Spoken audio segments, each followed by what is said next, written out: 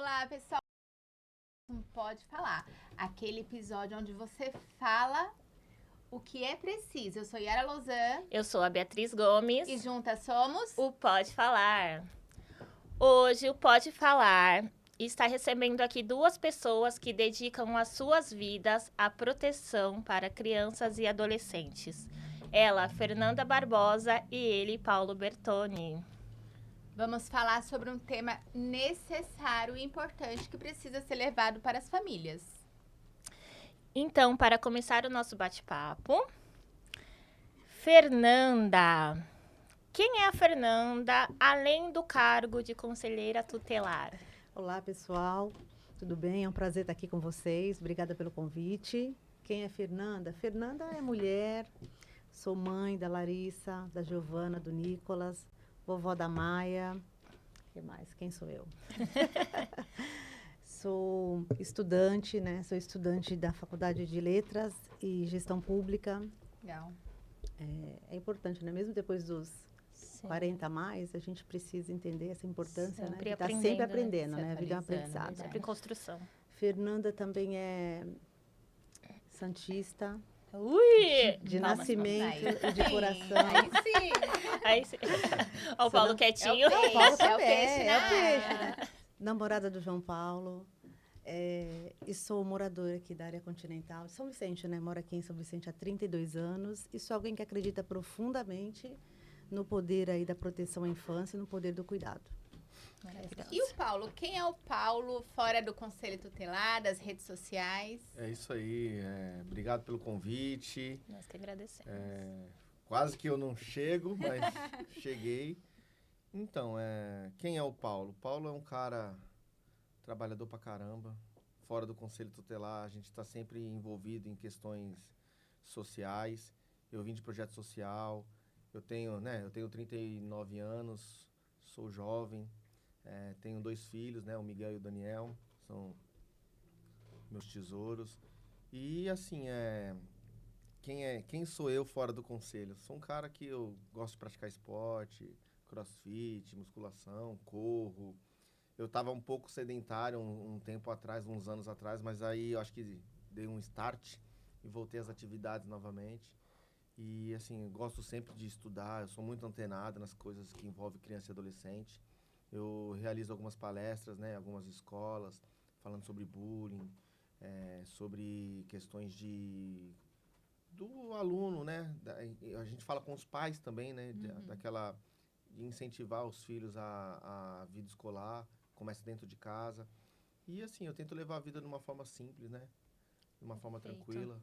E essas palestras, elas são gratuitas? A escola pode te convocar? Como é que funciona? Sim. Então, eu sempre atuo nas escolas pela qual eu sou referência. Uhum. Que a gente atua, porque assim, o Conselho Tutelar, eles são 2 conselhos na cidade. Existe o conselho na área continental e na área insular. E lá na área insular, nós somos apenas 5 conselheiros, né? Infelizmente. Né? Eu digo infelizmente porque a carga de demanda exige mais conselheiros. E então nós 5 temos uma demanda gigante para atender dezenas de escolas. E, por exemplo, eu tenho 28 escolas como referência de conselheiro. Deixa eu explicar para que as pessoas entendam. Por que é referência? Quer dizer que tudo que acontece naquela escola é com o conselheiro? Não. O ECA, ele diz que casos de maus tratos envolvendo alunos, infrequência escolar e faltas injustificadas, né? Evasão escolar e faltas injustificadas.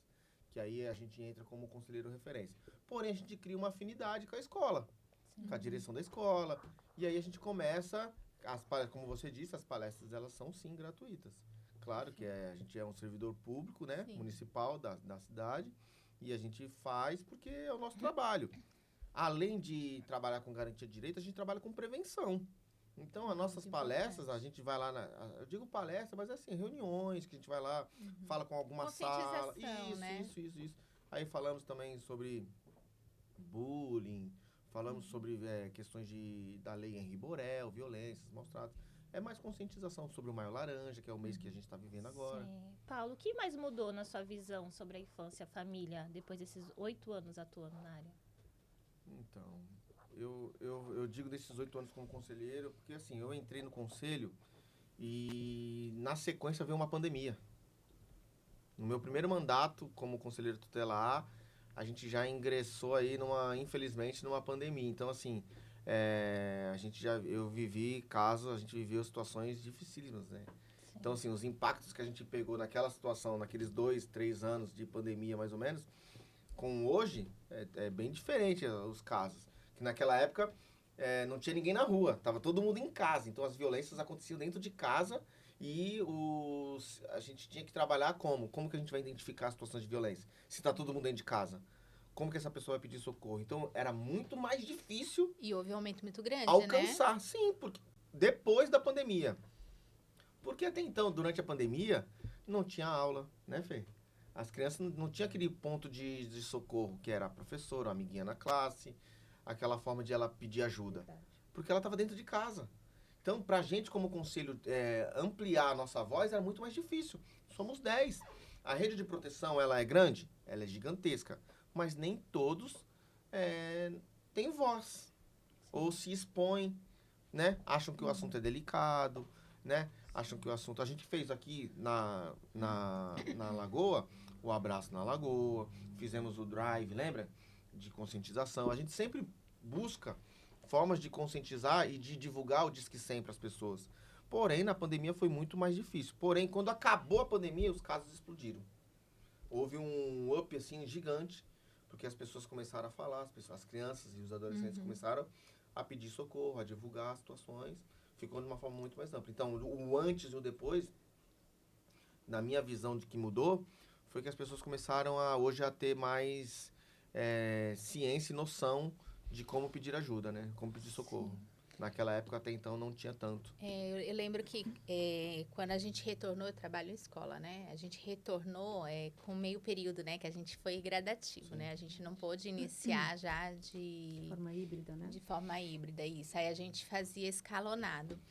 E foi quando a gente, lá em Santos, né? Eu falo em Santos porque é em Santos que eu trabalho, a gente ouviu muito se falar de situações que ocorreram nesse período em casa, porque a escola do tempo integral não conseguia atender essas crianças, os responsáveis começaram a deixar, né, com alguém de confiança, e essa pessoa de confiança não era tão de confiança assim, né?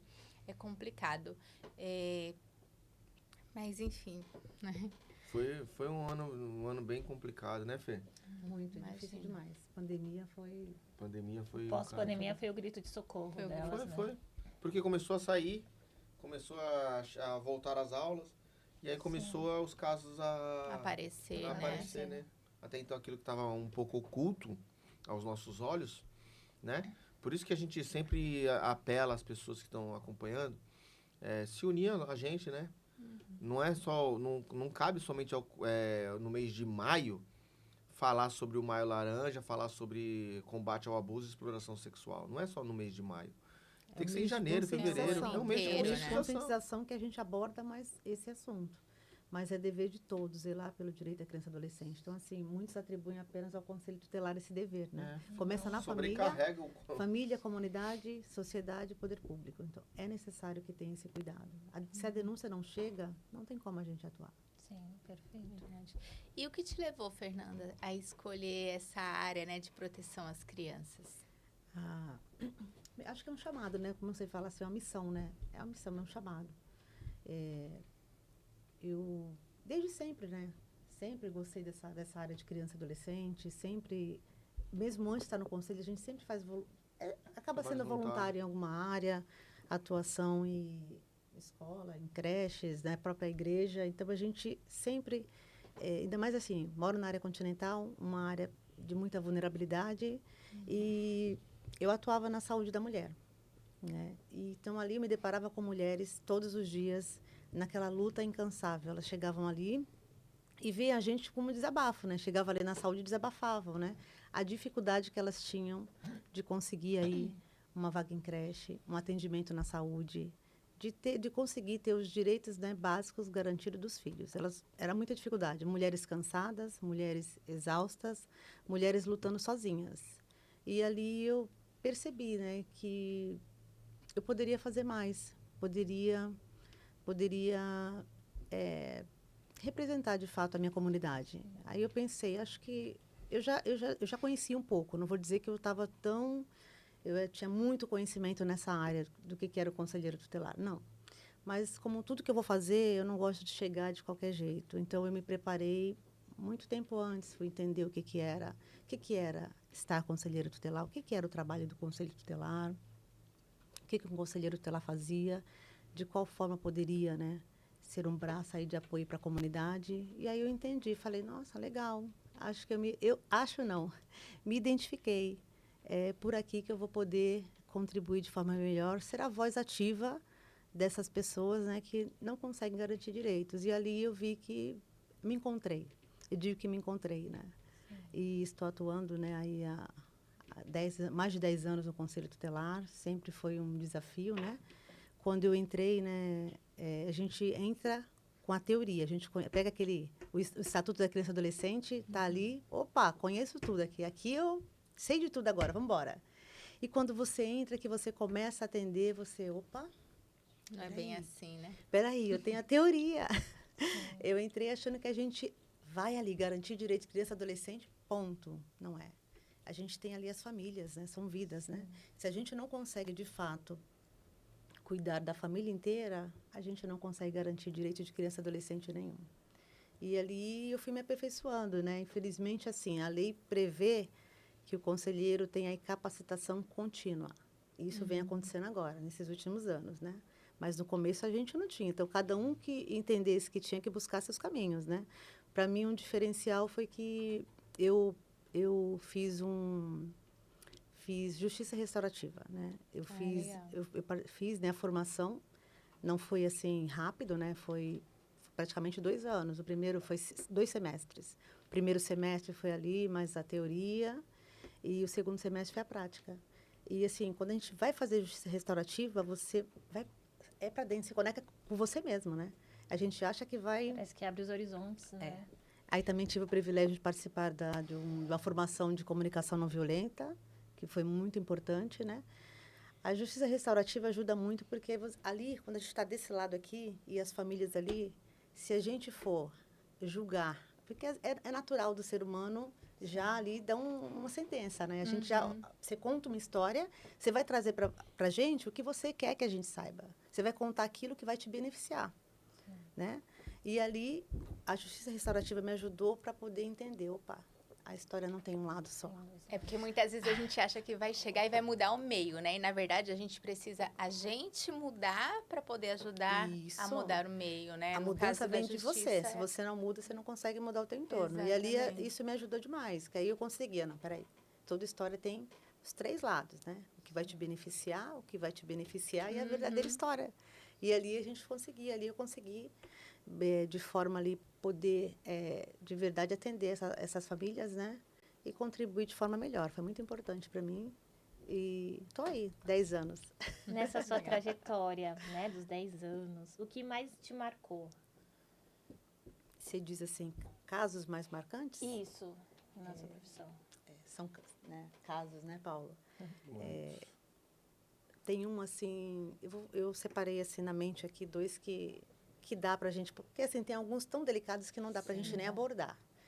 Porque, primeiro, que a gente... É uma das dificuldades que temos enquanto conselheiro tutelar, porque a gente trabalha, tudo é sigiloso. Então, a gente não pode expor sequer a inicial do nome de uma criança.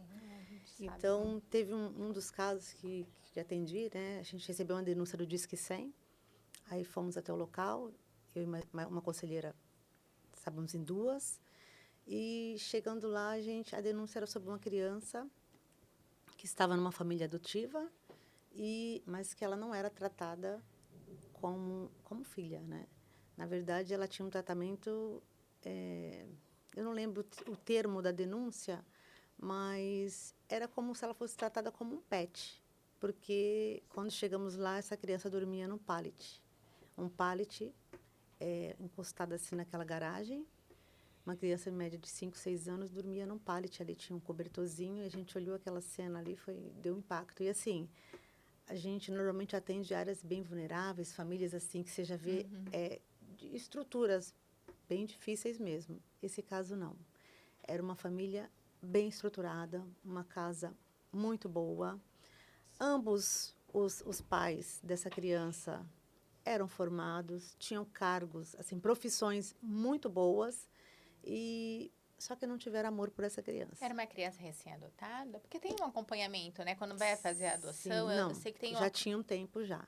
E aí chegamos, estava lá essa cena, e a gente pediu para entrar, conhecemos, a família tinha mais um filho, outro filho tinha um quarto, tinha game, tinha cama, tinha todo o cuidado, tinha brinquedos.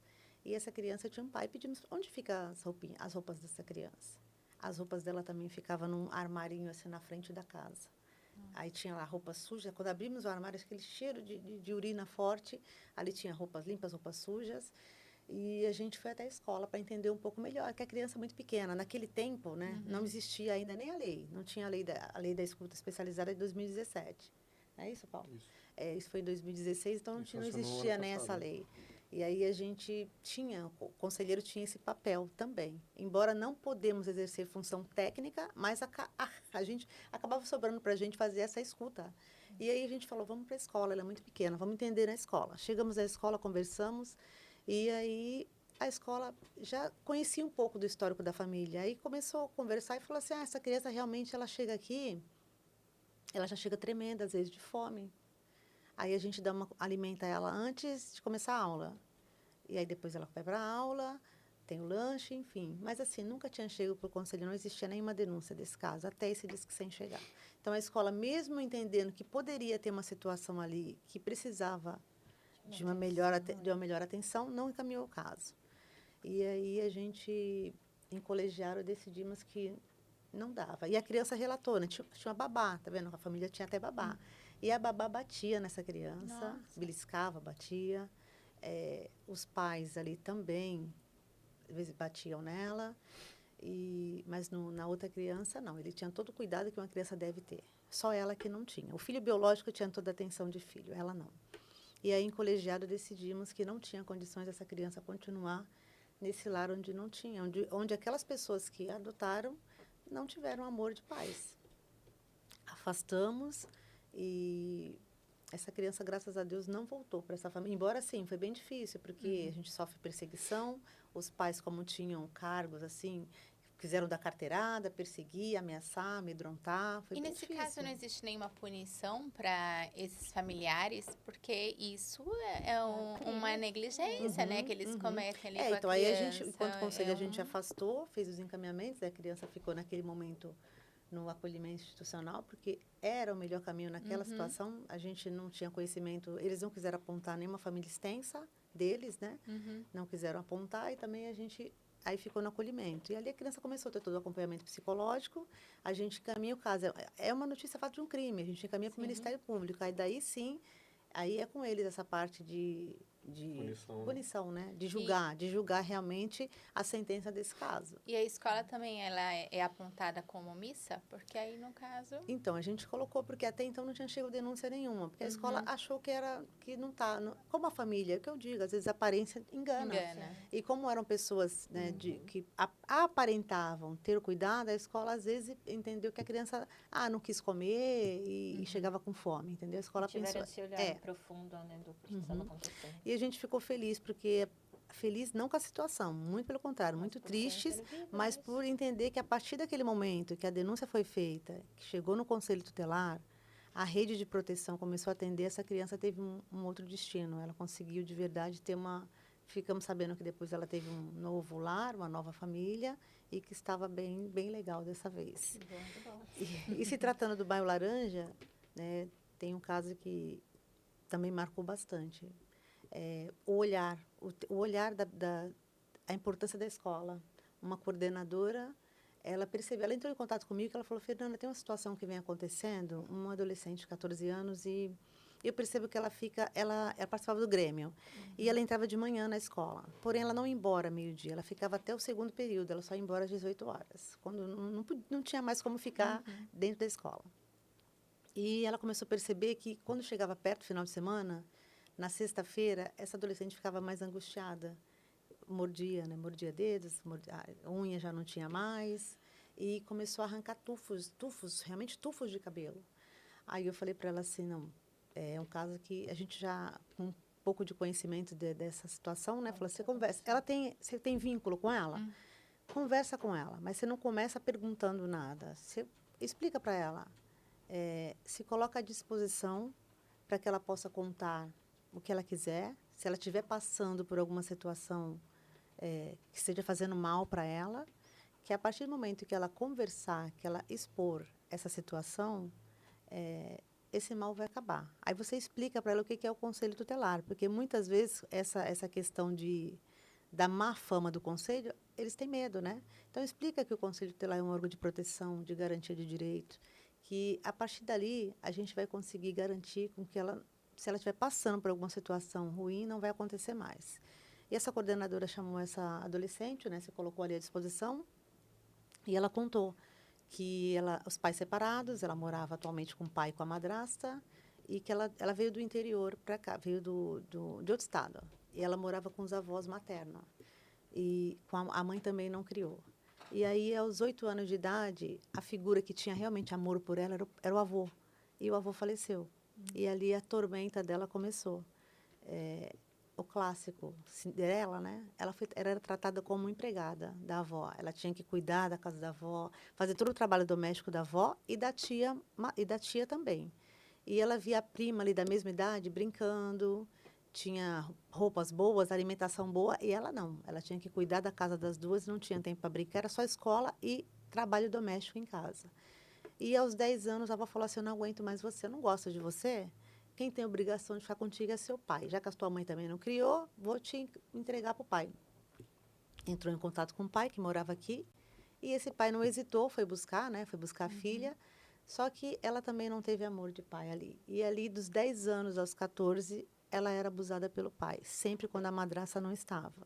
Todas as formas de abuso ela sofreu com esse pai dela. Nossa. Por esse motivo que ela ficava o máximo de tempo dentro da escola. E ali ela contou, né? Porque como eu falei antes, né? Não existia a escuta especializada e foi um caso assim muito difícil. Ela sofreu demais. O pai fez atrocidades com ela. E dali foi feito todos os acompanhamentos, né? Segurança pública, a primeira coisa, o boletim de ocorrência, IML. E aí a gente perguntou. Fernando, o que seria essa escuta especializada que você falou, só para então, e todo mundo poder entender desde 2017 existe essa lei, que é um serviço técnico, né, que tem um atendimento psicológico, que tem uma forma de abordar, de forma não é indutiva, né? Às vezes não é com pergunta, porque às vezes a gente acaba atrapalhando, perguntando: acontece isso? O pai fez isso? Fulano mexeu aqui, fez ali? Não. A escuta ela tem uma forma muito segura, muito técnica de abordar qualquer faixa etária.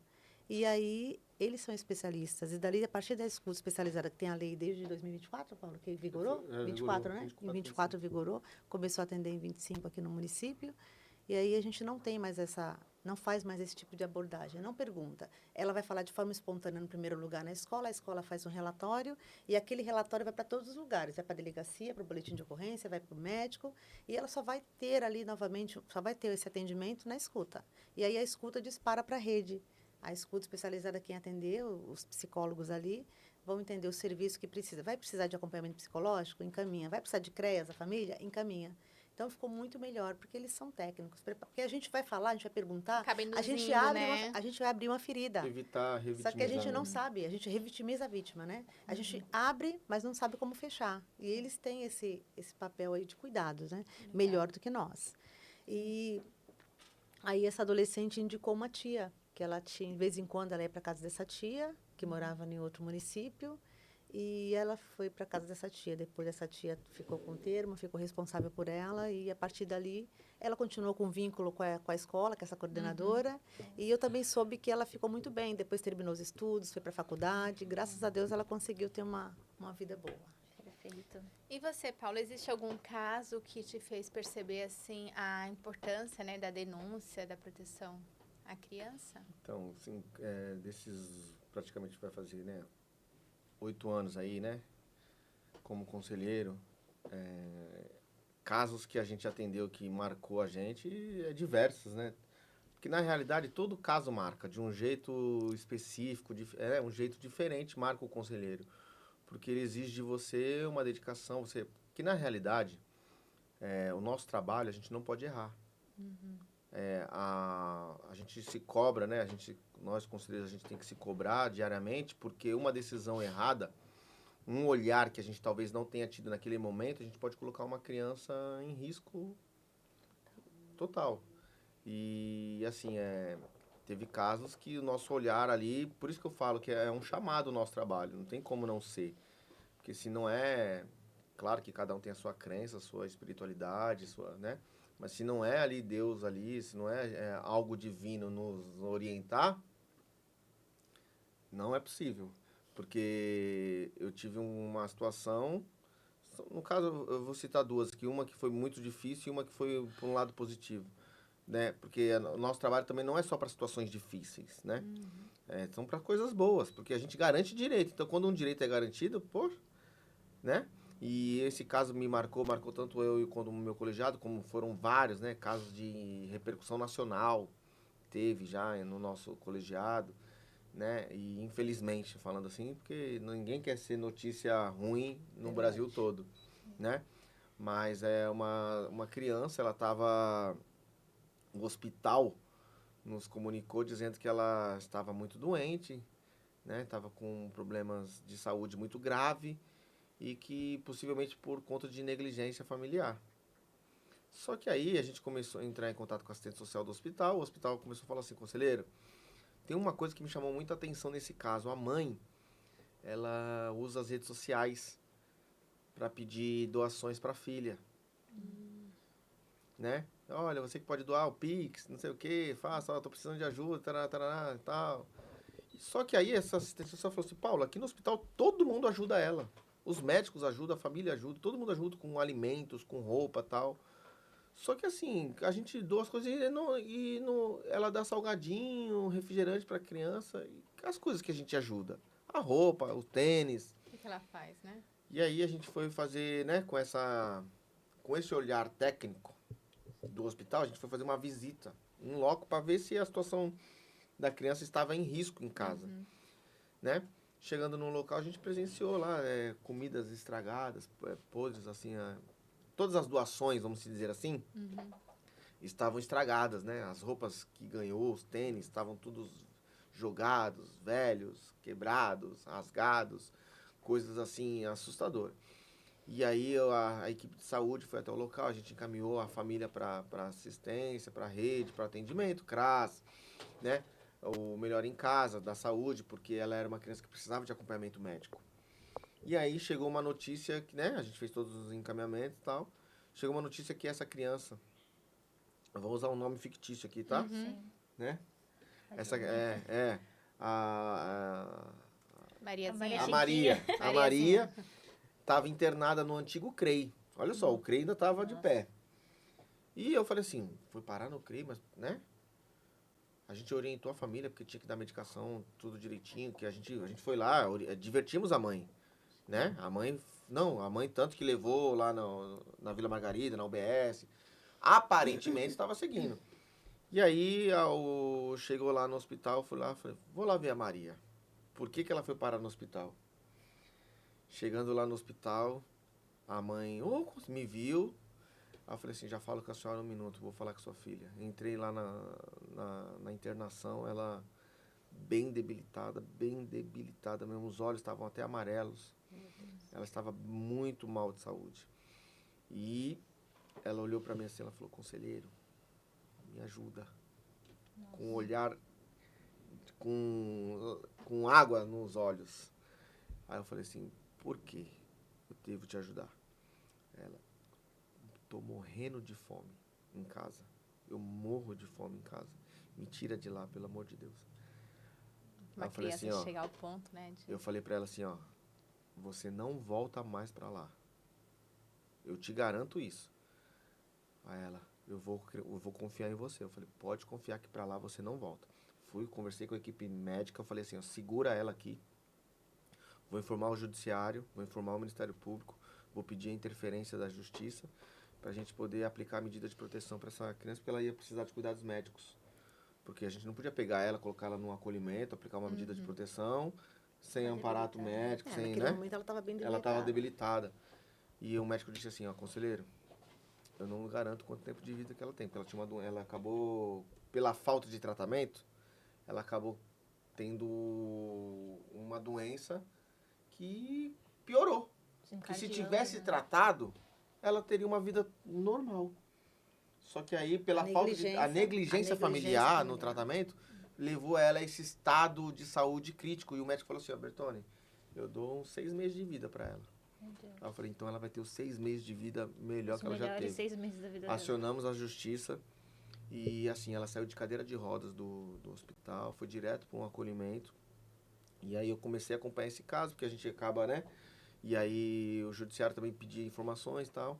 E aí eu fiz uma visita um mês depois. Ela já tava ela tava careca. Os cabelos tinham caído quando eu fui vê-la no hospital. E aí um mêsinho depois eu já fui ver, o cabelo já tava crescendo. Ela já tava mais fortinha. Ela fez um desenho pra mim. Ela fez um desenho. Aí eu tenho até hoje esse desenho. E assim, eu até me emociono porque... Eu tô quase chorando aqui também. Não, porque assim, mexeu com a gente. Tô segurando aqui pra não chorar. E ela fez um desenho de uma casa pra mim. E aí ela fazia tratamento em São Paulo, tava fazendo tratamento. Porque você foi à casa dela, né? Eu vi eu acompanhei todos os cenários. E aí da casa, lá do acolhimento, o acolhimento levava ela em São Paulo para fazer tratamento e tal. Aí um dia que eu fui vê-la, ela já estava sem a cadeira de roda, com um lacinho no cabelo, já estava com o cabelo grande. Eu tirei foto com ela, tudo. Só que aí, passou um mês depois, eu tive a notícia que ela não resistiu. E aí a gente foi comunicado pelo acolhimento, dizendo que o velório seria no dia tal. Aí foi punk. Mas aí eu tive, assim, junto com o nosso colegiado, a gente conseguiu dar, pelo menos para ela... Tirar ela daquele sofrimento, uns meses de alegria, pelo menos uns meses de vida feliz para ela. Foi o que a gente conseguiu proporcionar. Cumprida, né? E aí a gente vê no velório, tava lá a família. Os negligenciadores estavam lá como se nada tivesse acontecendo. Deviam ter sido presos. Né? E um caso assim... E um caso... é falha demais, né? Porque existe a lei da negligência, São fatos que, infelizmente, a burocracia jurídica demora muito e são coisas que... Até então ainda não tinha lei em Riborel, agora tem a lei em Riborel, tem a lei Menino Bernardo, tem umas leis mais agora... Está endurecendo, né? Que está endurecendo um pouco. Ainda não é o suficiente, mas... E um caso que me marcou positivamente foi porque, através da nossa intervenção, a gente conseguiu salvar uma vida. Que, na realidade, foi uma bebezinha que tinha acabado de nascer, estava entre a vida e a morte, precisava de uma UTI, né? Pediátrica urgente, né? Em UTI neonatal, que fala, né? Com brevidade urgente, não tinha vaga. E a família foi até o conselho tutelar, era o meu plantão, era um sábado, ou melhor, era uma sexta-feira de feriado, né? O administrativo tá fechado, o conselho tá fechado. Eu fui acionado no plantão com a família lá na porta, pedindo a nossa ajuda, porque só a gente que poderia ajudá-los. Eu falei o que estava acontecendo e tal. Fui até o conselho, e aí a gente, com todos os conhecimentos do que estava acontecendo com a criança, eu fui até o Fórum de Santos, que tem um plantão judiciário. Eu falei, nesse caso, não tem como esperar até segunda-feira. A criança está com risco de vida. E aí eu fui até o judiciário de Santos, bati lá, me identifiquei para entrar no fórum, é uma burocracia. E a gente conseguiu identificar, falou, o promotor tá na audiência de custódia, porque tinha umas audiências de custódia e tal, dos presos no dia anterior. E não vai conseguir atender. Eu falei, mas eu só saio daqui se eu falar com ele. Isso é importante você frisar. Então, mesmo funcionando de segunda a sexta, se for um caso muito necessário... O Conselho Tutelar ele não funciona de segunda a sexta. O Conselho Tutelar, administrativamente, sim. Porém, o serviço... No caso, nós não somos um serviço. O atendimento... Ininterrupto. 24 horas por dia. Se você ligar agora, hoje é que dia? Sábado, não posso fazer, então né? Hoje, se você ligar hoje, né? Vai ter um plantonista lá, tanto aqui na área continental quanto na área insular. E nesse dia era eu o plantão. Então, assim, eu tive que tomar uma medida. Eu pensei, se eu oficializar, enviar um e-mail, o administrativo do judiciário vai ver isso na segunda-feira. Até lá, não sei se essa criança está viva. Tive que pensar ali com o meu colegiado quais medidas tomar. Em decisão colegiada, porque ninguém toma decisão sozinho. Nós não tomamos decisão unicamente, né? Ali, eu por si só. Todas as nossas decisões e ações são em colegiado. E aí, junto com o meu colegiado, a gente decidiu. Eu falei, olha, então tem que ir lá no fórum tem que ser de urgência, tem que ser urgente. Então, fiz um ofício, imprimi o ofício, chamei o motorista, fomos até o Judiciário de Santos, bati na porta do promotor, ele, mas eu preciso disso, eu preciso daquilo. Eu falei, doutor, talvez amanhã essa criança não esteja viva. Aí ele caiu em si ali, então tá, já foi, já pegou lá um assistente dele, que também estava lá na sala, já fez um ofício requisitando, com multa, tarará, requisitando a vaga, e enviou para o juiz. E no dia seguinte de manhã, já estava lá a ordem judicial para que houvesse a transferência dessa criança para uma unidade de atendimento. Tanto que não teve na Baixada, ela teve que ir para São Paulo. Mas conseguimos, porque o sistema CROSS, né? O sistema de vagas. Sim. Infelizmente existe esse sistema que na realidade não... já mostra que é falho, quando se tem um sistema que tem vaga, fila. É um sistema de fila. Então, se tratando de criança e adolescente, que é prioridade absoluta, não existia, ela não deveria nem estar nessa fila. Não deveria existir Então, fila, como né? colocaram ela num número, que na realidade a criança passou a ser, naquela fila, um número, pegamos esse número e dizemos assim, tá aqui, a violação é essa. Ela está numa fila que não deveria estar. E ela precisa do atendimento. Ela era a prioridade da prioridade. Ela é prioridade. Sim, Primazia, né? Primazia no atendimento. Primazia no atendimento. E aí foi quando ela conseguiu ir, foi transferida, fez a cirurgia e passou acho que umas 2 semanas ela teve alta. E aí a mãe levou ela lá pra gente conhecer ela no conselho. Aquele ufa conseguiu. Aí a gente vê assim, ela tava com risco de vida. A importância, Risco de né, vida. do conselho. E aí ela foi lá, agradeceu, falou, poxa, o aniversário dela vai ser naquele dia, tarará. Gratificante, né? Hoje está um Isso. pouquinho melhor, né? A gente É. consegue se comunicar com um plantão, não precisa ir até lá como o Paulo foi naquele tempo. Hoje Sim, a gente sim. consegue, né? A gente consegue conversar por WhatsApp, por e-mail, por telefone, que eu tive um caso semelhante ao dele que consegui fazer tudo isso. Para minha surpresa, a secretária de saúde foi notificada pelo oficial de justiça no domingo. No domingo, para cumprir. Era uma cirurgia também de um bebê que nasceu com o intestino torcido. Ou seja, tem que ser imediato. Imediato, Tem que ser na hora. Aqui em São Vicente tem aquelas reuniões de matriciamento, onde une o CRAS, reunião de rede. conselho, Aquela reunião que faz no CRAS. Reunião a de rede. escola, que a reunião de rede. O CRAS. a No gente- CRAS eu tem não sei se mensalmente. reúne mensal. sobre Agora é as bimestral. casas, bimestral. Bimestral agora nos CRAS tem.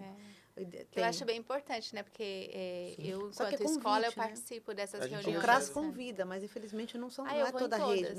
não é toda a rede que vai, não são todas as escolas que vão. A saúde é quem mais tem dificuldade de participar de qualquer reunião de rede, é Muito raro. difícil. É tão importante, né, É. gente? Paulo, qual a maior desinformação que as pessoas têm sobre o Conselho Tutelar? Achar que nós tiramos filho dos outros, achar que o Conselho Tutelar ele é culpado de tudo que envolve criança e adolescente. Infelizmente, é uma cultura que tem no nosso país Sim. que trata criança e adolescente, infelizmente, tudo que envolve uma criança e adolescente de coisas ruins, é o conselheiro tutelar que tem que resolver. Eles esquecem que é dever de todos. Então, assim, a maior desinformação é que o conselheiro tem que resolver questões de guarda e pensão alimentícia. A maior desinformação é que o conselheiro resolve questões de crianças que estão no semáforo, pedindo... Estão Fazendo esmolando, pedágio, trabalho infantil, que o conselheiro não vê isso, não faz nada, ou tem que ir lá resolver. Aconteceu aqui tá batendo, acontece muito, vou dar caso aqui que acontece. Sim. Conselheiro, estão batendo na criança aqui na rua, vem aqui ver. O conselheiro não é polícia militar, é um crime. Bateu, Sim. agressão é crime. Crime, Mas polícia. não compete ao Não é ação no conselho naquele momento. Sim. Segurança Né? pública. Segurança pública. Conselheiro, a criança tá aqui na delegacia e vai ser liberada. Vocês precisam vir aqui buscar a criança. Não vamos. Quem Um tem que adolescente. buscar a adolescente. Quem tem que buscar é o pai ou a mãe ou o responsável. Não é o conselheiro Ou tutelar. alguém por ele indicado. Ou alguém por ele indicado conforme diz a lei. Então, assim, são desinformações. Vou lá no conselho pegar a guarda. O conselho não dá guarda. Nunca deu, nunca dá e Nunca nunca dará. Por quê? Nós não temos essa atribuição. Quem tem essa atribuição é o juiz. O único que pode decidir a vida de alguém é o judiciário. O conselho tutelar ele não emite guarda, pensão e não decide visitas, né, de guarda. Não temos essa ação, que fique claro. E a maior desinformação são essas que hoje, infelizmente, As pessoas vão até lá, a sede do conselho, e falam assim, eu vim aqui pegar a guarda do meu filho, eu vou passar a guarda pra mãe. Senhora, não é aqui. E eles ainda acham ruim. Não vai resolver a minha situação? Eles brigam com a gente. Eles acham que a gente deve fazer algo que não nos cabe. Eles atribuem uma função que não Exatamente. são de Uma vocês. senhora foi lá esse dia, bateu a porta, gritou lá, Fernando. Pá, pá, pá, pá, não sei o quê. Se acontecer alguma coisa, vocês vão ver. A criança está gritando lá, pedindo socorro e vocês não fazem nada. Falei, senhora, quando que ela pediu socorro? Ontem, o que a senhora fez? Nada, tô vindo aqui. Senhora, 190. Liga para a polícia imediatamente. Aí agora, algo que aconteceu ontem, a senhora quer atribuir a nós? Que estamos cientes agora.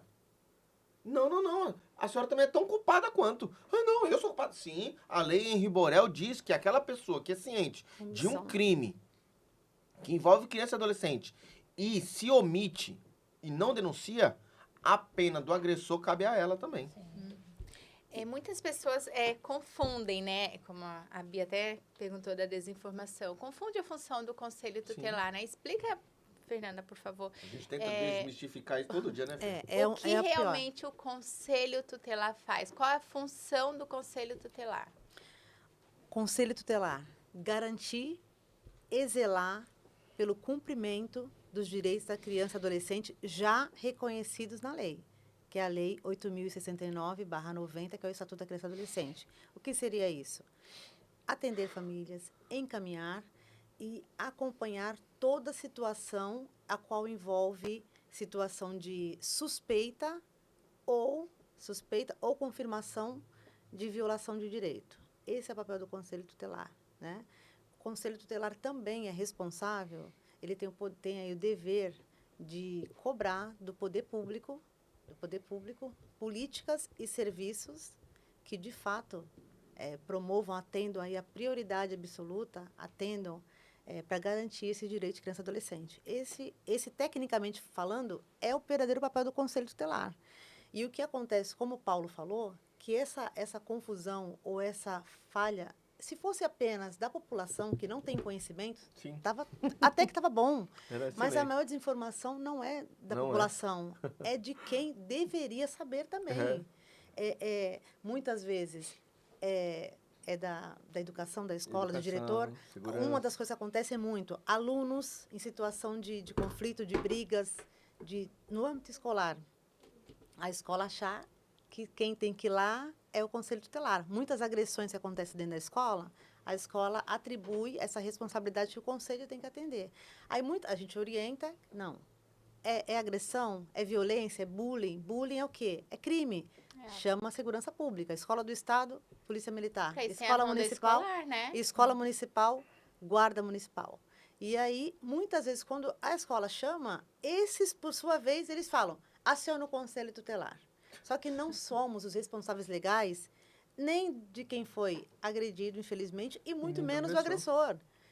Ali são os pais que têm que estar lá. O ECA está muito claro. O ECA não tirou esse papel dos pais. Aos pais incumbe o dever de guarda, educação e sustento dos filhos. Então, assim, qualquer caso envolvendo os alunos, ali ele está em poder de quem? Do Estado. Entrou na escola, o dever de garantir o direito deles é o Estado. O Estado é a escola. A escola tem que fazer o quê? Acionar a segurança pública e acionar as famílias, os responsáveis legais por eles. Ali, sim. Aí, dali vai direcionar. Hospitais, se estiver machucado, delegacia. O conselho ele vai atuar depois de tudo isso. Posterior. Depois, o conselho ele atua de forma administrativa. O conselho ele não tem que ir até o local. Não tem que ir até o local naquele momento, não é papel do conselho. Alguém já viu o juiz indo na escola? Alguém já viu o promotor indo lá na escola resolver conflito? O Conselho Tutelar está na mesma linha horizontal, a gente atua de forma administrativa. A gente requisita serviço. O Conselho Tutelar não é um serviço. O Conselho Tutelar não é para ser requisitado. É onde a escola requisita que a gente esteja lá. Não é o conselho que é requisitado. Preciso de vocês aqui agora. A gente requisita. Tá tendo uma confusão aqui. Depois de tudo isso, aí o que é o passo? A família vai até o Conselho Tutelar, a escola encaminha o relatório e ali nós vamos fazer o quê? Encaminhar todo mundo para quem? Para a escuta especializada. Aí depois da escuta distribui para a rede. Então, assim, o conselho não é serviço. E essa confusão acontece tanto das escolas, muitas vezes da saúde, de tudo. Precisa segurança ser pública. Feito um filtro antes. Isso. Né? Qualquer crime. Bullying é crime, agressão é crime, Desculpa maus tratos te é crime. cortar. É segurança pública, é polícia. Conselheiro, tem um aluno que está em surto aqui. Crise. Chama o SAMU, como é que eu faço? Você vai vir aqui? Eu falei, senhora, eu não sou técnico de enfermagem, não, até o momento eu não fui especializado ainda em medicina, não sou médico, e muito menos motorista de ambulância. Chama o SAMU. Criança em surto é médico. Primeira coisa, a família. Aciona a família. Se Isso. realmente está em crise, a família. Socorre a criança. Aciona a família. Se a família não conseguir falar, a escola tem o dever de fazer o dever. primeiro socorro. Primeiro socorro. Direciona, É. aciona o SAMU, ou se for um caso que caiu, machucou, vai até o hospital, pronto-socorro, e dali vai acionar a família. Esse não é o papel do Vamos conselho. fazer então aqui E são medidas tão básicas. Não, né? são coisas que eles É. acham que a gente tem que estar no local, como a Fernanda disse. Não Eles é. acham que em loco a gente Não tem é. que estar lá, aciona É o conselho, falta a de criança está passando informação mal. mesmo. É muito fácil as pessoas irem ali na rede social e falar, o conselho não Com fez. Infelizmente, Vamos aconteceu. fazer um corte aqui, para pode. dar corte. Vamos por uns 3 passos para aonde o conselheiro tutelar se baseia. Assim, vamos fazer um teatrinho. Eu tô lá na escola e tem uma Cinderela, né? O caso que você mencionou. O que eu faço como professora? Eu vi que tem uma Cinderela ali, que ela precisa de ajuda. Com quem que eu falo? Qual é o passo a passo até chegar ao conselho tutelar? Nessa situação, a violência vem dentro de casa. O violador era o responsável legal. Então, nessa situação, cabe ao conselho tutelar. Esse caso, sim, esse porque o caso, violador é a família. sim. A família está sendo violadora. Então, o conselho tutelar vai ser acionado. E aí foi onde a gente direcionou todos os serviços. Acionado. Acionado. Tá? Aí a gente vai entender ali o caso. No caso dessa criança, como foi Cinderela, sim. é isso.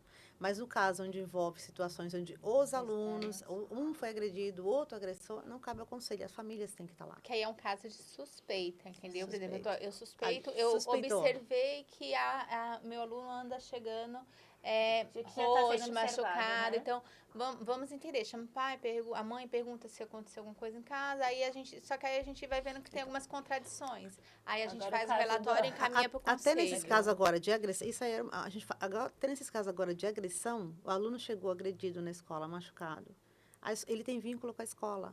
A escola que deve acionar a segurança pública e direcionar o atendimento médico e direcionar o boletim de ocorrência. Imagina aquela Mesmo criança. quando ainda não tem certeza? Mas a criança chegou com agressão. Já tem que Chegou com agressão, esse presente chegou marcado. Ou a criança denunciou que está sendo abusada dentro de casa. É porque, assim, por Aí a exemplo, escola tem que acionar. educação infantil, muitas vezes as crianças não falam. Às vezes a criança chega aí, mãe, ela já avisa antes, meu filho caiu de bicicleta, aí já fez... Não, mas aí, machucou ela assim. falou que foi. então, né? mas às vezes a gente percebe que, tipo, tá acontecendo muito, né? A criança começa a ficar mais Então, tímida, mais Aí retraída. é onde você pode fazer o São Aí relatório. é o sinais. caso- aí é o caso do conselho. Aí cabe o Olhar. comunicar o E conselho. comunicar Isso. o conselho. Ó, você percebeu que tem o acionar e E o comunicar. Comunicar o conselho Sim. tutelar. Precisa Nesse de uma caso, atenção é o nesse caso. aí. comunicar. Vai fazer um relato, comunica o conselho vai acender ali do sinal verde e vai pro amarelo. Isso, não pode aí vai gerar visita, Aí vai gerar acompanhamento, visita, encaminhamento uma para a rede. notificação, vai Eu acho, encaminhar eu pra acho que é isso que a Beatriz queria saber, Sim, né, Bia? Porque Nessas fica sem situações, porque saber. isso a gente percebe, acontece muito, entendeu? Nas escolas, de situações que a gente Não precisa ter percebe, certeza, né? né? Não precisa ter Olha, certeza. não, A suspeita tá pode. estranho isso, porque a criança era uma criança ativa, tá mais retraída, né? Tá vindo muito machucado, não tá certo, alguma coisa não tá se encaixando. Acho que é isso que a Bia... É porque as pessoas ficam na dúvida, né? Assim, aonde chamar o conselho tutelar, para onde ir, o que fazer, se chama a polícia, se não chama, o conselho tutelar vai resolver, não vai. Então tem essa dúvida, né? Mas a gente conseguiu esclarecer um pouco para Sim, vocês? Sim, Ficou não, claro? ficou claríssimo. Pra mim, pelo menos, Sim, tá pra você perfeito. também. Por favor, hein? Mas na dúvida a gente pode Na dúvida, ligar para o na plantão. dúvida é isso. A gente vai orientar ali. O conselheiro Direciona, plantonista, ele vai direcionar, olha, faz assim, olha, fazer por esse caminho. Jamais o conselho vai ser omisso e não vai atender. A gente vai atender e direcionar. Aí é onde tem a confusão. O conselho não quer vir. O conselho não quer vir até aqui. Ou seja, porque na mente deles, O conselho eles tem atribuem ao que ir conselho até estar lá. o E não é local. assim. É como eu disse lá no começo. E aí, junto que administrativo. a população tem de conhecimento, e aí é onde a gente acaba sendo perseguido por algo que nem deveríamos Que fazer. nem deveria, né? Aí a população acaba nos criticando, a mídia acaba nos criticando por falta de conhecimento das nossas ações. Só que assim, nós somos 10 para falar todos os dias o que a gente tem que fazer. Porque na realidade, A gente não tem que falar o que a gente faz, a gente tem que falar o que a gente não faz, infelizmente. E existe, assim, não tá no roteiro, tá? Existe uma proporção adequada, assim, ideal para conselheiro e comunidade? Por exemplo, né? Que Não, falou, a somos gente 10, não, não tá existe em uma falta. proporção. É assim, o CONANDA, Olha só, né, o Conselho olha só. Nacional do Direito da Criança e Adolescente, ele sugere que a cada 100 mil habitantes tenha a cidade, o município tenha um conselho tutelar. São Vicente está chegando em 400 mil Um habitantes. conselho com Um 5... conselho tutelar com Isso. 5 membros, a cada 100 mil habitantes. Nós já estamos em quase 400 mil habitantes. Ou seja, já era para existir um terceiro conselho faz tempo. Já estamos seguindo para o quarto. Mas assim, não, só temos 2. Como o Paulo falou, ele falou tem 28 escolas. A área continental a gente tem uma proporção de escolas menores. Mas assim, os casos, a quantidade de população está bem populosa. As áreas de ocupação cresceu muito. Ou seja, 5 conselheiros não vai dar conta de atender, principalmente porque a denúncia não chega. Muita gente fala assim, aquela criança está ali, aquela criança é maltratada, o conselho não faz nada. Aquela criança apanha direto, cadê o conselho que não faz nada? A gente Só um teve exemplo, tivemos Leopoldo, caso aqui. 1.400 alunos. Infelizmente, Você acha tivemos que casos quantos são aqui, infrequentes? né? Um caso trágico que aconteceu aqui mesmo, na nossa comunidade, que aquelas crianças que não eram desse território, era da área insular, foram queimadas dentro de um carro. Essas crianças já estavam dormindo nesse local Há muito muito tempo. tempo. há muito tempo. Nunca chegou nenhuma denúncia para a polícia militar, não chegou nenhuma denúncia no Conselho Tutelar. Como que vamos saber o que acontece dentro da casa das pessoas, o que acontece ali? Somos 5. A denúncia é necessário chegar. Se a polícia militar não é acionada, também não Não consegue. Algumas pessoas entendem que a gente tem que fazer ronda. O conselho não faz, a gente tem que fazer ronda pelas praças, pelas ruas, para identificar situações de violência contra a criança. E não é esse o Ou até papel. de trabalho infantil. Como o Paulo bem disse, é dever de todos. Quem omite, quem sabe que uma criança está sendo maltratada, está sofrendo violência e não denuncia, é tão culpado como quem está fazendo. Tá no ECA e na Constituição também, Na né? Constituição O dever Federal, do né? Estado, da família... Da né? comunidade, da sociedade em geral e do poder público. Por último, o poder Exatamente. público é por último. Família, comunidade, sociedade, poder público. Entendeu? Isso mesmo. E como que vocês conseguem lidar, assim, emocionalmente, né? Com casos, assim, mais complexos, mais impactantes? A gente sabe que, por exemplo, um psicólogo, um psiquiatra, eles sempre tem ali um terapeuta por trás, porque chegam situações muito pesadas para eles e para poder, né, lidar com isso, eles também precisam de acompanhamento. E vocês, como é que funciona? Como que vocês conseguem lidar com essas situações? Eu vou te falar, já teve companheiros nossos que se afastaram por diversos problemas psicológicos, mentais, síndrome do pânico e por aí vai. A carga nossa é muito, eu falo por mim, mas eu vejo assim como o meu colegiado, assim, o quanto que estamos exaustos, mentalmente falando. Fisicamente nem tanto, porque o nosso trabalho ele é administrativo, né? Mas a gente tem os nossos plantões de 24 horas, que às vezes na madrugada toca, tal. É assim, o exaustivo eu digo na madrugada, mas durante o dia o que nos exausta mais e deixa a gente mais cansado mentalmente é a alta demanda, os casos graves que nós atendemos e muitas das vezes o enxuga-gelo, né, que a gente, na realidade, porque a gente precisa desse suporte da rede. A gente precisa, quem cuida de quem cuida. É muito difícil, os casos são muito difíceis. Você vê uma criança em sofrimento, né? Antes de sermos cargos, nós somos seres humanos. Seres humanos. É Eu impossível, tenho filho, nós temos filhos, tem neto, não se comover com a dor de uma criança. Não tem É como. impossível não se comover com a dor de uma criança. A maioria das pessoas fala assim, eu não daria para ser conselheiro, não. Qualquer pessoa que você conversa... Eu sou uma que eu não seria, Umas falam assim, eu já gente. tinha matado um lá. Outro fala, eu já tinha pegado alguém, não sei o que. Eu falei, Ou não, seja, mas não é assim. muitas vezes Eu a não gente ia conseguir carrega, né? separar. A gente carrega histórias, né? A gente carrega histórias, leva para casa dentro do coração, que a gente muitas vezes não compartilha com ninguém, não compartilha dentro de casa. Não Então a gente dá. carrega no coração essas histórias, muitas vezes muito trágicas. Já começa pelo nosso trabalho. Ninguém vai no conselho tutelar como está legal. Quando você vai no shopping, você vai comprar roupa, você vai feliz. Quando você vai num restaurante, você vai feliz. Quando você vai no conselho tutelar, Aconteceu. algo de ruim tá acontecendo. Ou é uma falta de vaga escolar, ou é uma falta de atendimento Na médico, creche. ou é uma situação de maus tratos, uma situação de violência. Então, assim, tudo que vem para nós já é uma demanda negativa. Infelizmente, a demanda é pesada. No meu caso, assim, desde o comecinho, tinha uma amiga psicóloga que a gente conversava bastante. E Luana, o nome dela, está em São Paulo. E ela me falou, Fernanda, sempre quando você atender, se tiver no atendimento, aquele caso muito difícil, não deixe de... Que você está vendo que aquela sobrecarga está demais, se retira do local. Um minutinho que for que você sair, você vai lá, você vai fora, pede licença, dá uma respirada lá fora, toma uma água, que você vai voltar em condições ali. Porque se a gente absorver aquela carga toda que está vindo, a gente não vai ter como direcionar um caso nenhum. A gente vai começar a chorar junto ali, vamos chorar junto, vamos, né? E a gente não vai ter como direcionar da forma correta. A gente não vai ter essa consciência, né, de poder fazer esse caso. Então, assim, cada um o no seu modo, né? a gente precisa adotar algumas práticas que a gente não vai adoecer também com aquela situação, né? Porque são casos bem difíceis. Só que, como o Paulo falou, a gente não tem. O psicólogo tem o terapeuta, né?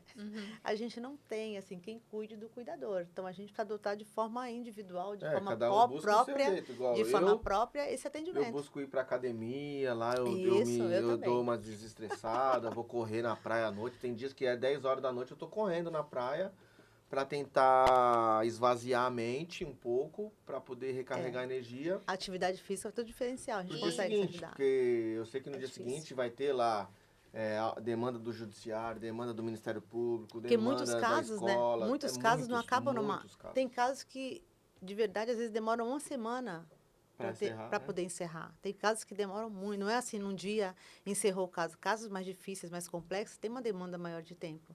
E ali, às vezes, vai 2, 3 dias, você naquela situação, o colegiado ali todo envolvido, mas você, como referência, atribui a você essa demanda maior. Então, assim, é um desgaste emocional muito grande. E vocês conseguem separar, assim, deu meu horário, acabou meu expediente, em casa, acabou o assunto. Ou fica ali... Deixa eu mostrar aqui. Nosso telefone Não telefone dá. telefone público, é eu público, digo. porque, ó, bom dia, colegiado. Preciso que assine um documento para o Ministério Público. Ó. Indissociável, né? Não tem como. 11h30 da noite. Então, assim, tá aqui, ó, conselheira de plantão. Gente, acabei de ser acionado aqui, preciso de colegiado, por gentileza. Então, a gente tem que estar à disposição direta para apoiar o colegiado, né? Porque, querendo ou não, igual, eu posso estar jantando, posso estar num encontro, posso estar no shopping, no cinema, eu tenho que dar uma olhadinha para ver. Igual esses dias eu estava no cinema, o colegiado, a conselheira estava em ação naquele momento, com o suporte da GCM e tudo. Eu tive que dar uma olhadinha aqui e olhando o filme aqui, só olhando aqui e olhando aqui para poder ter a opinião. E muitas vezes o conselheiro, não é só o colegiado, ele estava na igreja, ele estava lá na igreja, teve que sair do culto, foi lá fora. Pessoal, estava no culto, ó, a minha opinião é a seguinte, é assim.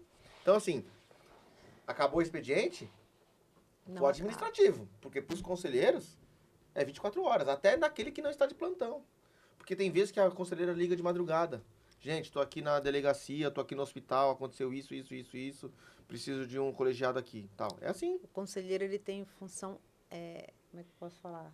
Exclusiva.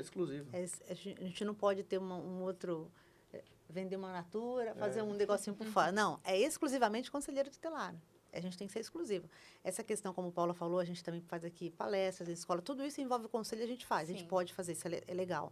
Mas qualquer outra atividade, a gente não pode fazer, porque tem que estar exclusivo ali para essa função. E nem dá conta, né? Também é muita coisa. Por isso que eu chamo aqui, fico alerta para, né?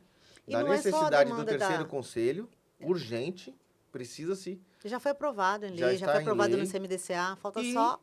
nós, conselheiros, precisamos, né? Urgente, como municípios muito menores do que o nosso, conselheiros que são super valorizados. Nós temos que ser valorizados. Nós precisamos ter ali condições para trabalhar. Não que a gente não tenha, né? Mas temos que ter mais condições. Né? Nós não temos benefícios. Sim. O conselheiro não tem benefício. Nós não recebemos hora extra, nós não recebemos adicional noturno. Nós não recebemos periculosidade. Nós não recebemos nenhum tipo de benefício, cesta básica ou vale-refeição, que às vezes no plantão não recebemos, porque às vezes no plantão, igual, já teve situações que eu tive que comprar para a criança comida. Várias vezes fizemos isso. Várias vezes, na madrugada. Igual eu fui com uma criança que ela estava no hospital, foi um caso muito complicado, a gente estava em busca da família extensa, E ela assim, moço, tô morrendo de fome. Calma aí que o tio vai comprar uma coxinha. Ele, vou lá comprar uma coxinha pra ele, comprei um suco lá e tal. E ele comeu. Porque às E vezes é demorado. Um BO, são às vezes casos, demora ali. A gente pega um delegacia, caso 5 horas da tarde, se estende até 11 até horas 11 da horas da noite. noite. Como é que você vai estar com aquela criança aí com fome? Então, assim, você tem que tirar melhorar essa aí, bolsa. gente. precisamos, fica aqui o alerta pro poder público, que nós, conselheiros, igual tem conselheiros aqui, a gente vê na internet, a gente até brinca no grupo, né? Sonho meu, a gente coloca lá. A Fernanda, às vezes, ela mesma coloca assim, nossa, gente, podia ser a gente aqui. A gente vê, né, municípios muito menor do que o nosso, que os conselheiros que estão lá são valorizados, recebem as horas, É recebem o cuidando adicional de quem noturno. cuida, né? Recentemente a Sim, gente viu o exatamente. Marcelo Precisa, Nascimento né? colocando que o município teve que Conseguiu hora pagar, extra. conseguiu hora extra, porque É na direito, realidade, Sim. o nosso horário em lei é um. Na prática, É totalmente outro. o nosso plantão, nós trabalhamos 40 horas semanais. Só um plantão é 24. Nós passamos as horas semanais, mas não recebemos por isso. Então, poder Trabalhamos de público, madrugada. Vamos ouvir aí as O vozes dos sobreaviso conselheiros nosso, tutelar. é com o celular em casa. Então eu estou trabalhando. Uhum. Não recebo pelo sobreaviso. E até mesmo, a gente atendeu um caso na madrugada, atendemos, a gente precisa informar o juiz. O nosso Se a gente motorista recebe. Se a gente aplicar uma medida, a gente tem 24 horas para informar o juiz. Ou seja, no dia seguinte seria minha folga, eu preciso ir para o conselho, fazer um ofício e informar o juiz a medida que eu tomei ali. Ou seja, então a minha folga foi comprometida porque eu tinha que terminar ali o trabalho. Ou seja, cadê minha folga? Cadê a folga? Não existe, né? Não tem. porque no Essas dia horas seguinte, que eu trabalhei deveria ser remunerada. Precisamos melhorar isso, né? Poder público, por favor. Isso, fica aí a dica, tá? É uma cobrança ainda aqui pela audiência aqui do podcast. Pode falar, Você que- gente. Aí, ó. Estamos de boa ainda, estamos de boa. Hoje eu tô mal light. Paulo, aproveitando que você é um blogueiro, é um Oh, meu conselheiro Deus. tutelar blogueiro, no seu ver, né, Paulo, quais os maiores perigos que as crianças enfrentam dentro das redes sociais? Olha, eu tenho filho. Meu filho tá ali com o celular na mão, inclusive. Só que ele é limitado, né? Tudo que ele vê ali a gente monitora. Tem coisas que o horário, até o horário que a gente permite, ele não tem essa liberdade. E assim, os perigos hoje é o adulto. É porque agora com o ECA digital, sinceramente, esperamos muito que isso venha acabar. A gente sabe que ele sempre, o pedófilo, o abusador, aquele que quer algo com alguma criança, de alguma maneira ele vai buscar alguma outra saída. Mas a gente crê que com o ECA, que são as limitações de acesso, não permitir Agora mais... com 15 anos, é isso? Com 14, 14? 16 anos. 16 anos. Não se... 14 eu tava com outra coisa na cabeça. Através das redes sociais, os pais terem... A criança não pode mais abrir uma conta sem a autorização do responsável. Ela não, tem certos conteúdos que não vão mais ser permitidos para aquela conta se for de uma criança menor de idade. Então, assim, mas eu creio que os perigos ainda assim são as pessoas que se passam por outras pessoas a fim de aliciar. Ainda existem muitos jogos, eles buscam Os pedófilos, plataformas. eles atuam, a maioria, um dos jogos que eles mais acionam é o Roblox. Roblox, Roblox é uma das maiores formas que eles ali Em troca de começam no presentes, joguinho, aí oferece presente, Presente, oferece coisas. aí E chama criança no já até privado. cometeu suicídio, porque era uma das condições para ganhar, né? Pra Para ganhar ganhar ali o o presente. Roblox, né? Isso. Para ganhar Roblox. Ou seja, ali tem a pedofilia, eles buscam os jogos. Escancarada ainda. Por isso que é necessário que os pais fiquem atentos. O monitoramento Eu é acho que paterno. deveria ser proibido esses jogos onde eles conseguem Online, se né? comunicar. Online, jogos online. Exatamente. Mas mesmo seja online, a família tem que acompanhar. Se é Tem. criança pequena, o adolescente tem que estar por perto. Tem que orientar. Chegou na adolescência, vai orientar. Se você de pequeno, ele entender que tem limite, como o Paulo falou, tem limite, tem YouTube Kids, só que às vezes a gente deixa à vontade. Deixa à vontade e vai ver qualquer conteúdo. Sim. Então, precisa entender. Os pais não dá para tirar aí o seu papel, a sua responsabilidade. Claro que foi importante o ECA digital, mas nada vai funcionar se a família não estiver atenta. Se a família não entender o seu verdadeiro papel, que é o cuidado, que é observar. A criança não fica sozinha. Exato. Tá com o celular ali, você tem que saber o que está assistindo, está E acompanhando. ontem, Hoje os pais têm aqui como acessar, E, ó, como limitar, como bloquear. Porque às Tem vezes Olha que coisa teve uma bacana. vez Ah. que o meu filho estava vendo um videozinho, parecia inocente. Eu comecei a ver junto com ele, era não sei o que, era espanhol, acho que era espanhol, não sei o que, Caterina, que fala assim. Quando eu olhei, eu falei, gente, que vídeo é esse? Isso já faz muito tempo. Aí eu falei, não, você não vai assistir isso, não, tirei. E um tempo depois, passou na televisão, né, sobre esse vídeo, que eles começavam a aparecer um desenho inocente, com mas uma mensagem subliminar. Eles usam subliminar, não, personagens. explícita Explícito, mesmo. né? Porque começa um De uma forma desenho, leve. aí no meio do desenho, tipo, a mãe começa a ver junto. Aí sai um pouquinho, aí daqui a pouco já começa a ter as E partes mais, né, que vai falando de violência Olha. e de outras situações. Aí tu olha, tu fala, gente, se tu não tá ali o tempo todo, a criança... Mas, ó, já chegou dentro da escola, né? Que eu sou professora. Um aluno falar, tia, eu vou te jogar dentro do buraco, igual eu fiz no joguinho. Olha. Então, olha só a dimensão, né? A partir de um joguinho, ele já colocou na cabecinha dele que tinha 5 Jogos anos, muito violentos. que ia me jogar dentro do buraco. De tiro, de... Então, tem que E prestar uma muita coisa atenção, que ficar ontem, muito atento em relação a na isso. reunião de pais, na escola do meu filho, a professora ainda citou algo muito importante. Ela falou assim, pais, converse com seus filhos sobre as redes sociais, sobre os vídeos que eles assistem, porque eles não sabem lidar com as frustrações. Porque eles veem no YouTube as crianças indo para Disney, eles veem as crianças tendo aquele salgadinho, aqueles brinquedos, um dia eles estão na piscina, no outro dia eles estão no parque aquático, no outro dia eles estão no Hopi Hari, no outro dia eles estão numa casa com piscina, cheio de bolo, de comida, de doce. Só que aquilo é muito distante da realidade que muitas crianças vivem. É isso mesmo. Então eles acabam tendo aquela imagem de que é possível ter aquilo tudo ali, só que quando eles chegam na realidade, aí entra as frustrações. Então, assim, converse com seus filhos sobre frustrações. Porque eles chegam lá na escola, a professora fala não, eles não sabem lidar com o não. Eles não sabem lidar com a negativa, com o perder, com o não ganhar. E isso é muito Isso é prejudicial. importante. Nem tudo vai ser assim na vida, né? é isso. Ele não é Precisa necessário. aprender a se frustrar, né? Amor é falar não também, né? Acho que eu vou pro quiz já, amiga. Vamos. Porque estamos avançando no horário. Vou Vamos comer um de biscoitinho quiz aqui. agora? Pra poder, né, dar uma chegadinha. Cadê o quiz aqui do Vamos meu? colocar o quiz de realidade ou mito. Vamos lá, vou começar com o Paulo, hein? Oh, meu Deus. Tu me diz se é verdade ou mentira, hein? Uma criança pode demonstrar abuso através de mudanças bruscas de comportamento? Fato. Os sinais são a principal identificação de uma criança que sofre abuso. A primeira coisa que a gente identifica, a primeira coisa que a gente vai falar assim, se essa criança está sofrendo abuso, é os sinais que ela demonstra. Mudança de comportamento, tá mal na escola, tá um calor imenso e às vezes a criança tá com um casaco indo pra escola, tem algo acontecendo.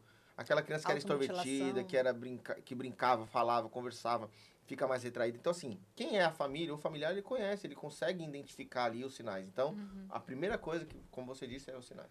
É fato. Verídico. Realidade ou mito, Fernanda?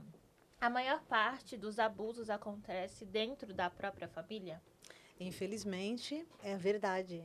Os maiores casos de abuso acontecem dentro dos lares. Por isso que foi uma das formas que o Conselho Tutelar é idealizador desse movimento, né, Paulo, do 18 de maio, de trazer isso para a comunidade, né? A gente entendeu que não dava para ficar dentro de casa, dentro só a rede. A gente tinha palestras, tinham só a rede, professores, assistentes sociais. A gente entendeu que não dava para ser assim, que quem verdadeiramente precisa compreender isso são as famílias. E aí a gente entendeu que tinha que sair para fora. Por isso que a gente entendeu que tinha que conversar com a população. E a gente foi para dentro das escolas, conversar com os professores. Fizemos um abraço na lagoa. Para poder fazer, através de uma aula de português, você dá ali uma redação, abordar uma aula de artes, abordar o tema, né? Faça bonito. Faça bonito, a fragilidade de uma flor com a fragilidade de uma criança. Então, ali a gente começou a abordar em vários setores, mesmo setor privado, setor, né, terceiro setor, a gente vai a ONGs, a gente vai explicar a importância do olhar atento para proteger essas crianças, né? Muito bom. Paulo. Eu. Meninos também sofrem abuso sexual? Sofre. Não tem, infelizmente, o agressor ele não escolhe a vítima. Ele não escolhe se é um menino ou uma menina. Vacilou, ele viu que existe ali uma oportunidade, infelizmente, um pedófilo, um abusador, ele não... Mas, infelizmente, assim, a gente sabe, tem os casos, a gente vê, na sua maioria, às vezes, que chega pra nós é de meninas, mas também tem, sim, de meninos. Existe, sim.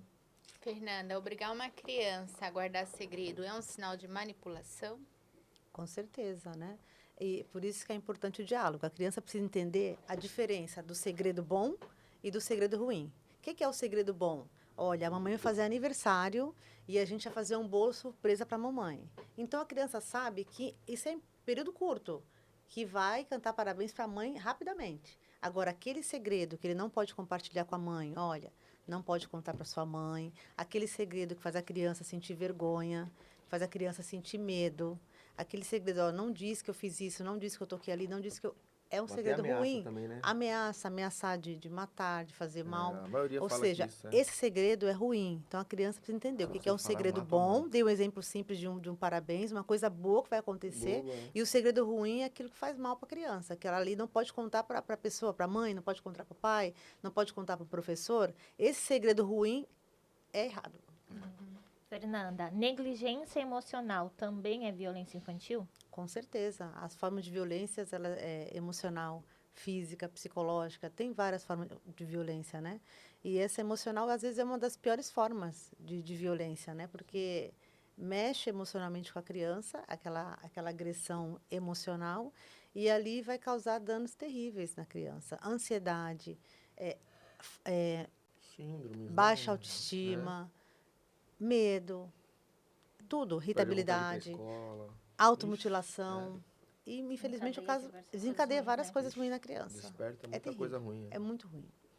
Paulo, quando uma criança inventa sobre abuso, normalmente é só para chamar atenção ou acha que tem alguma coisa por trás? Pode ter alguma coisa?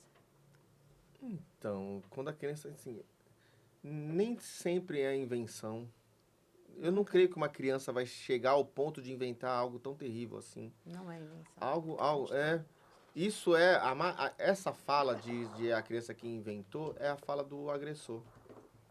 Na maioria dos casos que a gente atende, né, infelizmente há muitos dos casos até, não é uma regra, mas a maioria são padrastos, né, que abusa da sua enteada e tal.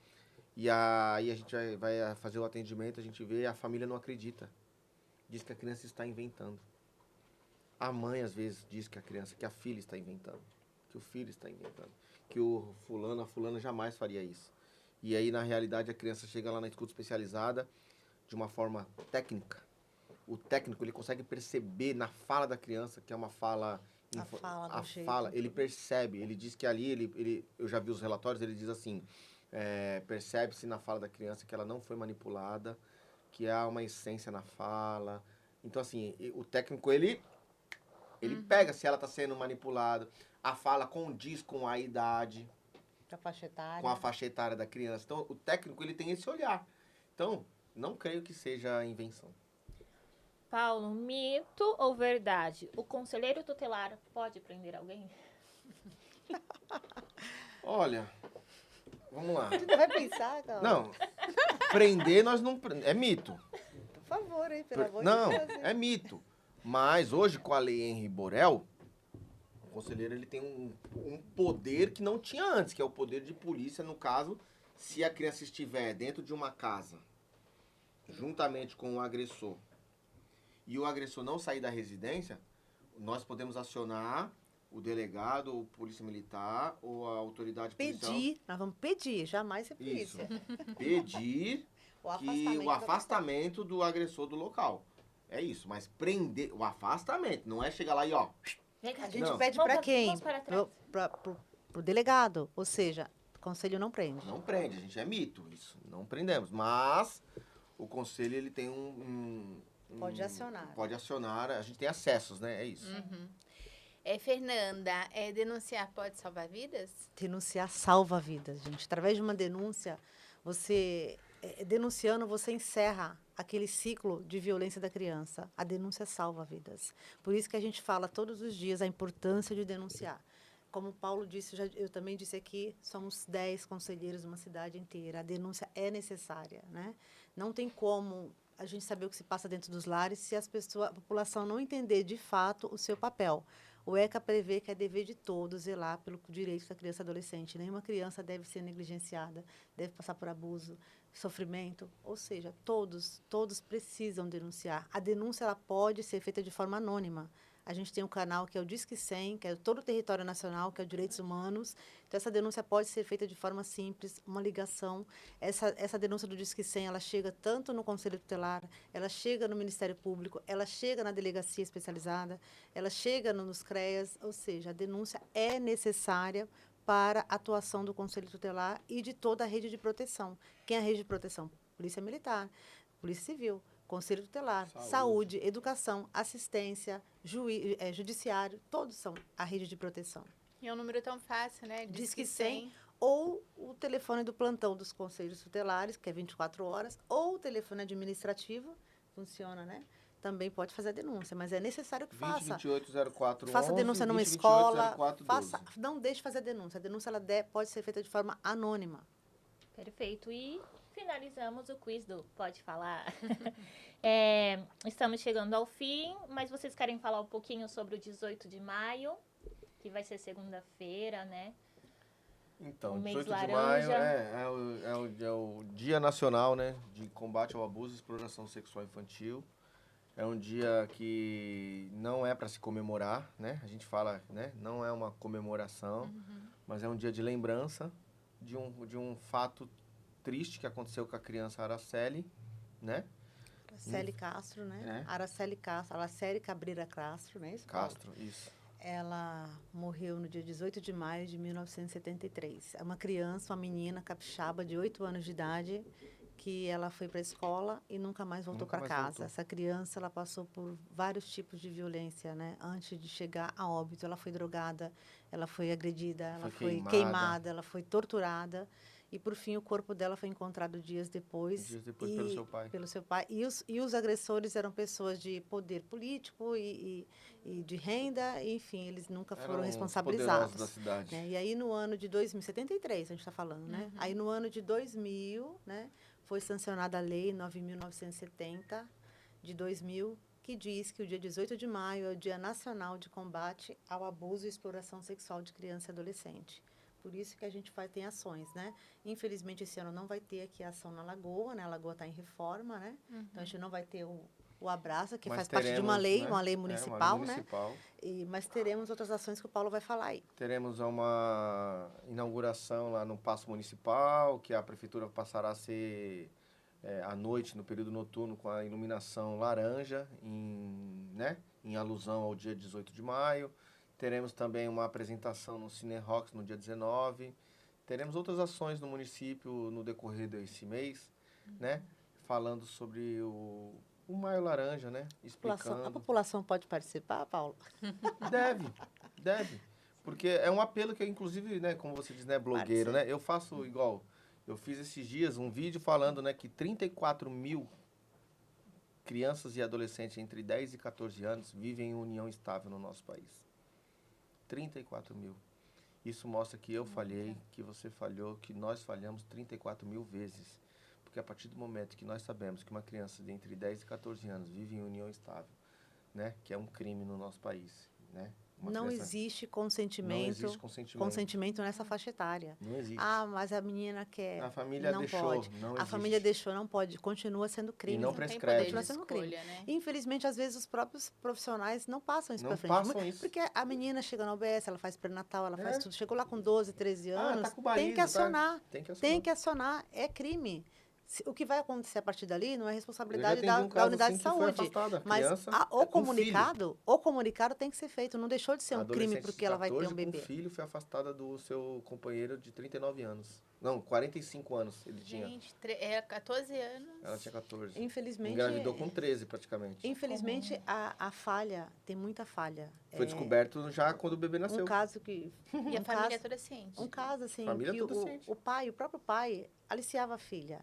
com um amigo de 60 e poucos anos. A menina Em tinha a troca faixa de favores. tá? Ela, quando começou, que tá lá, que o pai falou que ela começou a namorar, que não é namoro, gente, é abuso, com 13 anos de idade. O relatório Olha. da UBS está esse relato. Ela engravidou desse homem aos 14 anos de idade.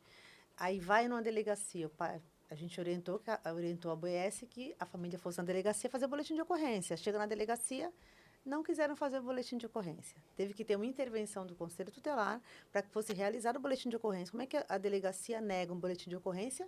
Uma adolescente grávida, ela estava com 14, mas quando Foi, aconteceu, ela crime. tinha 13. Só que tem tanta falha na justiça, foi tão demorado, esse caso foi muito demorado É porque tem de aquela acionar. questão, né? Que a pessoa que tem que querer denunciar. Não, nesse mas caso a criança não. Hoje não precisa cabe mais Nesse isso, caso, né? não cabe. Não Nesse cabe. caso é dever. É dever. E aí a gente entrou lá, começamos a acompanhar esse caso, entramos com essa intervenção, boletim de ocorrência, de estupro de vulnerável, porque é isso que tem que estar. Às vezes a gente pega boletim, está escrito não criminal, e a gente vai lá, não, por favor, isso aqui é um crime. Se não for o crime, o que é crime, então? Não criminal aparece Boletim o de BO. ocorrência criminal, estupro de vulnerável. E aí, só que demorou muito para acontecer esse atendimento, demorou muito para as coisas acontecerem, para isso, que infelizmente ela acabou engravidando pela segunda vez. Olha só. Somente depois da segunda vez que aí conseguimos, que aí veio a decisão judicial da busca e apreensão, né, para Dela e poder da- proteger ela ela e e as essas crianças. E por fim, no final das contas, ela ainda tinha uma questão de um laudo que ela é interditada, ou seja, Olha esse, só. esse homem Piorar continua, mais ainda a situação. infelizmente esse homem continua solto. Esse que eu não consigo entender, né? Tá vendo Não como dá, é? é difícil, né? Por isso que a Fazendo gente o tem que quê? falar. Podendo abusar Tem de que outras falar, meninas, tem podendo que abusar de falar. outras meninas, Sim. né? Porque Tem que falar. o vilão continua solto por aí. Sabe E o que é mais quantas triste mais? nisso? É a concessão da família. E sabe o que ele ofertava? deveria Oferecia proteger, né? Guaraná, salgadinho, bala. É.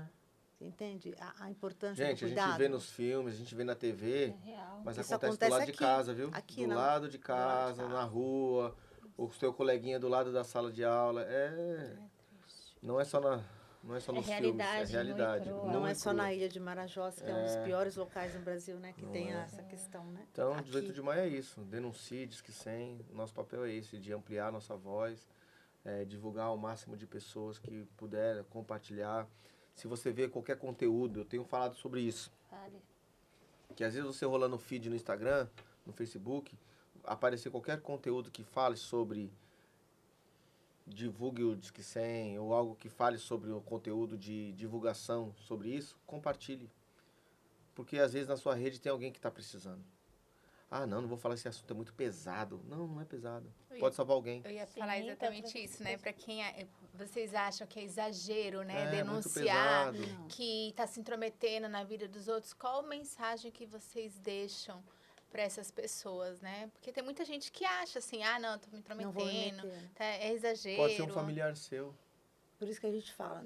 Pode não- ser meu filho, que eu não esteja suspeita. conseguindo ver. A E suspeita. que talvez na escola não alguém precisa viu. ter certeza, suspeita. Suspeita. Você suspeitou, denuncia. É a suspeita ou confirmação. Não precisa ter certeza. Uma vez eu estive numa escola onde a professora falou assim, não, mas ela me denunciou que está sendo abusada, mas eu estou investigando ainda. Eu não denunciei ainda, porque eu estou investigando para saber se é verdade. Ou seja, gente, a gente está ali nesse papel da proteção. Professora, não é seu papel investigar. Você não é polícia, você não é segurança pública. O seu papel é acolher de forma humanizada. Informar. Essa adolescente, ter uma escuta ativa, sem direcionar, jamais Revitimizar ela. jamais dizer que é mentira. Tem que acolher essa denúncia e acionar a rede de proteção. Não é o papel daquele momento da professora investigar. Acionar a rede de proteção para isso. Acolher aquela adolescente que trouxe esse fato e ali fazer o comunicado para a rede de proteção. Perfeito, gente. Agradeço muito a presença de vocês, esse conhecimento super necessário, né? E é isso. Obrigada, Paula. Obrigada, Fernanda. E você aí, né, que assistiu esse episódio, assista 1, 2, 3, 4, 5 vezes, porque ele precisa ser compartilhado e entendido, né? Porque proteger uma criança nunca é exagero. Então, esse bate-papo foi extremamente necessário, eu tenho certeza para você. Agradeço também a presença de vocês e que, né, como a Bia falou, esse episódio não seja apenas assistido, mas ele seja compartilhado e que vocês possam, né, seguir aí o conselho da Fernanda e do Paulo e denuncie. Ele diz que 100 não é exagero, não é intromissão, é precaução. Sim. Curta, compartilhe e pode falar. Vem com a gente. Tchau, tchau.